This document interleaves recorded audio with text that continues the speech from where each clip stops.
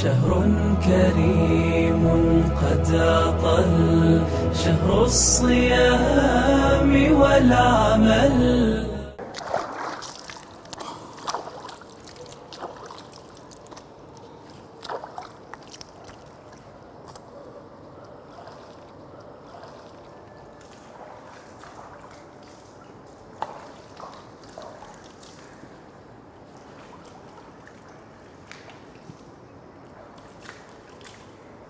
अरे सिद्दीकी क्या कर रहे हो और कैसे कर रहे हो? वुज़ू इस तरह किया जाता है?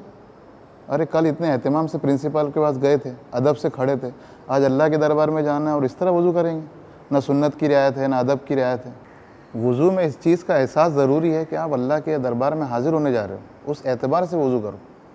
मैं आपको सिखाता हूँ कि वुज़ू किस तरह किया जाता है, सीखेंगे ना? देखिए मैं किस तरह वुज़ू करता हूँ। सबसे पहले आपको नियत करना है कि मैं वुज़ू कर रहा हूँ अल्लाह के दरबार में हाजिर होने के लिए। दिल से नियत करना काफ़ी है। उसके बाद बिस्मिल्लाह बोलते हुए सबसे पहले 3 मरतबा ये हाथ धोने हैं। हाथ धोने के बाद कुल्ली करना है, और कुल्ली में मकसद कुल्ली का है कि मुंह साफ़ हो जाए। हुज़ूर पाक सल्लल्लाहु अलैहि वसल्लम ने उसके लिए हमेशा मिसवाक का एहतमाम किया है, और फजीलत में ये भी बतलाया है कि उसकी वजह से आपकी नमाज 70 गुना उसका सवाब बढ़ जाता है। और हुज़ूर पाक सल्लल्लाहु अलैहि वसल्लम ने हमेशा उसका इस्तेमाल किया ताकि मुँह अच्छी तरह साफ़ हो। मिसवाक को पकड़ने का तरीका यह है कि आप उसको इस तरह पकड़ें और उसको घसने के टाइम पे इस तरह मलें, ऊपर नीचे ना मलें, ताकि आपके मसूड़े में तकलीफ़ ना हो जाए, और हर मर्तबा उसको धोएं। ठीक है? मिसवाक करने के लिए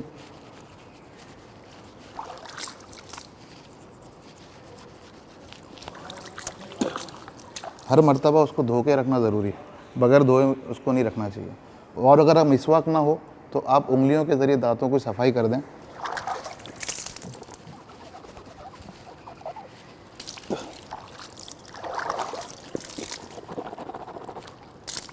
कुल्ली करने में एहतिमाम करें ताकि मुंह के अंदर पानी अच्छी तरह घूमे और अच्छी तरह सफाई हो। और ये 3 बार करना है।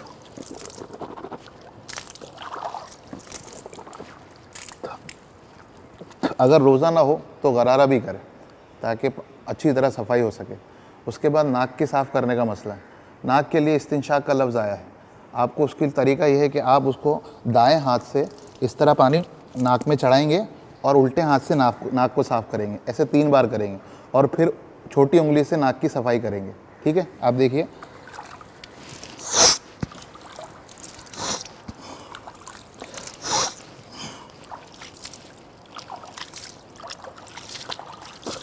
उसके बाद आपको चेहरा धोना है। चेहरा 3 मरतबा धोना है। ये बालों जहाँ आदतन यहाँ से शुरू होते हैं, यहाँ से लेकर ठोड़ी के नीचे तक, और ये कान के लौ से ये कान के लौ तक, पूरा चेहरा आपको 3 बार धोना है। ठीक है? दाढ़ी आपकी हल्की है तो जहाँ खाल नज़र आ रही है वहाँ तक पानी पहुँचाना ज़रूरी है। घनी दाढ़ी है तो ऊपर के बालों तक ही पानी पहुँचा देना उतना काफ़ी है, लेकिन उसमें भी खिलाल करना ज़रूर सुन्नत है। देखिए मैं किस तरह करता हूँ।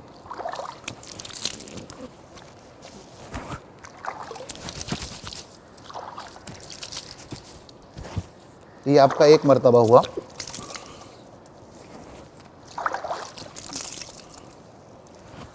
इस जगह पे जहाँ पानी कम पहुँचता है वहाँ पे पहुँचाएँ, और ये कानों के पास ये जो हिस्सा है यहाँ पर पानी पहुँचाना बहुत ज़रूरी है, जो आमतौर पर रह जाता है। और खिलाल उसमें आखिर में ज़रूरी है, सुन्नत है। इसको इस तरह खिलाल करेंगे और अंदर से इस तरह इसको ही निकालेंगे। ये खिलाल का तरीका है। इसके बाद आपको 3 मरतबा हाथ धोना है। हाथ धोने में दाएँ हाथ से शुरू करें और दूसरे बार बाएँ धोएँ, और हाथ धोने में उंगलियों से शुरू करें, उंगलियों से कोहनी की तरफ आए, उल्टा ना जाए। जिस तरह देखिए, कोहनियों तक ये पूरे हाथ धुल जाना चाहिए अच्छी तरह, और उसके बाद उल्टा हाथ, उसके बाद उंगलियों में हाथों का खिलाल हाथ में लें और इस तरह करके आप यहाँ तक ले लें। ये एक ऐसी सुन्नत है जो आमतौर पर लोग करते नहीं हैं, ये सुन्नत है खिलाल करना। उसके बाद आपको सर का मसा करना है।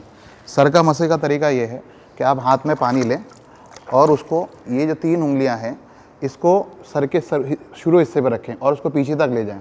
फिर इस हिस्से से आपको वापस आना, और उसके बाद ये जो उंगली है आपकी, उससे कान साफ़ करने हैं, और इस वाले हिस्से से आपको कान के पिछले हिस्से पे करना है। और ये जो वाला हिस्सा है, इससे आपको गर्दन का मसा, गला का मसा करना मकरूह है, लेकिन गर्दन का मसा करना सुन्नत है। आप देखिए मैं कैसे करता हूँ। इसको इस तरह कीजिए, यहाँ रखिए और यहाँ से ऐसे यहाँ तक ले गए। फिर उसके बाद ये आए अब ये उंगली आपकी है, इससे कान का पूरा इस तरह लीजिए, इस हिस्से से ये पीछे का लीजिए, और ये जो हिस्सा बचा है उससे आप ये पीछे की गर्दन इस तरह, ये आपका मसा हो गया। पैर धोने में भी दाएं पैर को पहले धोएंगे फिर बाएं पैर को, और उसमें भी उल्टे दाएं हाथ से पानी डालेंगे और उल्टे हाथ से मलेंगे, ठीक है। और इसके अंदर एक गड्ढा होता है पैरों में, तो उसमें ख़ास तौर पे वहाँ पर पानी पहुँचाना ज़रूरी। देखिए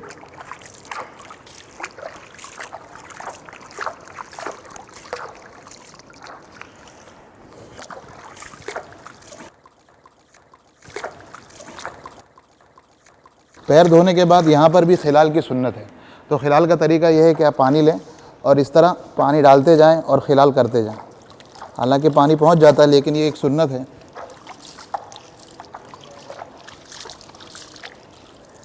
ये आपका अल्हम्दुलिल्लाह वज़ू सुन्नत के मुताबिक पूरा हो गया। अगर इस एतबार से आप वज़ू करेंगे तो सुन्नत, ये वज़ू का सवाब भी मिलेगा और इसकी बरकतों से नमाज में खुशू भी पैदा होगा। अरे रुको, ये तो वज़ू किया, लेकिन कुछ चीज़ें पढ़ना भी ज़रूरी है। जैसे वज़ू शुरू किए थे हमने बिस्मिल्लाह पढ़े थे, उसी तरह वज़ू के दरमियान एक दुआ है, मसनून है, वो पढ़ते रहना है। जैसे अल्लाहुम्मा अग़फ़िरली ज़म्बी, ए अल्लाह मेरे गुनाहों को माफ़ कर, ववस्सिअ ली फ़ी दारी, और मेरे घर में कुशादगी पैदा फरमा, व बारिक ली फ़ी रिज़्क़ी, और मेरे रिस्क में बरकत अता फरमा। ये वज़ू के दरमियान पढ़ना है, बड़ा मुजर्रब अमल है, इससे सब चीज़ों में बरकत होती है। और जब वज़ू ख़त्म हो जाए, हम वज़ू करके फ़ारिग हुए, तो फिर हमें पढ़ना है अशहदु अल्ला इलाहा इल्लल्लाह व अशहदु अल्ला इलाहा इल्लल्लाह वहदहु ला शरीका लह व अशहदु अन्न मुहम्मदन अब्दुहु व रसूलुहु। और जब अशहदु अल्ला इलाहा इल्लल्लाह कहें तो उंगली से ऊपर की तरफ इशारा करें। और फिर एक दुआ है अल्लाहुम्मा अजअलनी मिनत तव्वाबीन वजअलनी मिनल मुततहिरीन। ये दुआ पढ़ लें कि अल्लाह मुझे तौबा करने वालों में से बना और मुझे खूब पाकी हासिल करने वालों में से बना। ठीक है, करेंगे। और उसके बाद एक हदीस और सुन लीजिए। वज़ू करने के बाद हज़रत अबू हुरैरा फरमाते हैं कि वज़ू करने के बाद अगर कोई आदमी बात ना करे और जाके बग़ैर मकरूह वक्त में 2 रकात नमाज़ पढ़ ले, तो ये उसके तमाम गुनाहों को माफ़ करा देती है। ठीक है, समझ में आया आपको? करेंगे ऐसा इंशाअल्लाह।